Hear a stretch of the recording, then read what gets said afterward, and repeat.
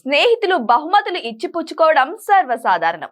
కానీ 1500 కోట్ల విలువైన గిఫ్ట్ ఇస్తే అలాంటి రిచ్ ఫ్రెండ్ ఉండాలని ఎవరు మాత్రం కోరుకోరు చెప్పండి. కాసేపు మన ఫీలింగ్స్ పక్కన పెడితే మిత్రుడికి ఇంత ఖరీదైన బహుమానం ఇచ్చిన అపర కుబేరుడు రిలయన్స్ ఇండస్ట్రీస్ అధినేత ముఖేష్ అంబానీ. ఇక ఇంత భారీ గిఫ్ట్ అందుకున్నది ముఖేష్ అంబానీ చిన్ననాటి స్నేహితుడు మనోజ్ మోడీ. ముంబై యూనివర్సిటీలో కెమికల్ టెక్నాలజీ కోర్సు చేసే సమయంలో వీరిద్దరి మధ్య స్నేహం కుదిరింది. కాలేజీ ఫ్రెండ్స్, వృత్తి జీవితంలోనూ స్నేహితులుగా కొనసాగారు. మనోజ్ మోడీ ముఖేష్ అంబానీకి కుడి భుజం అని కూడా చెప్పుకుంటారు. ముఖేష్ అంబానీ స్నేహితుడికి బహుమతిగా ఇచ్చిన భవనం పేరు బృందావనం. దక్షిణ ముంబైలోని అత్యంత ఖరీదైన నేపియన్ సీ రోడ్ ఏరియాలో ఈ బిల్డింగ్ ఉంది. ఈ భవనంలో ఒక్క అంతస్తు వైశాల్యం 8000 చదరపు అడుగులు.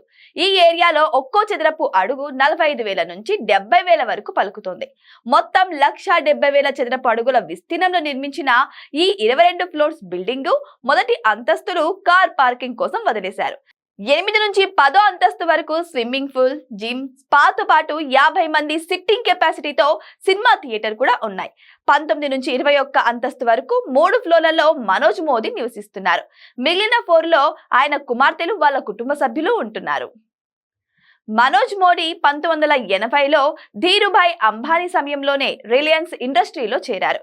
అప్పటి నుంచి కంపెనీ తీసుకున్న ప్రతి నిర్ణయం వెనుక ఆయన బ్రెయిన్ ఉందని చెప్పుకుంటారు.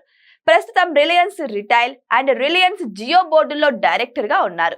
2020లో కరోనా లాక్డౌన్ సమయంలో ఫేస్బుక్, గూగుల్ సంస్థలతో 40,000 కోట్ల ఒప్పందం కుదరడంతో మనోజ్ మోదీ కీలకంగా వ్యవహరించారు.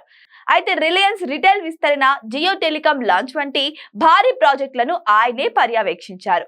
3 తరాల అంబానీలకు చేసిన సేవకు ప్రతిఫలంగా మనోజ్ మోడీకి దక్కిన ప్రతిఫలంగా భావించాలి.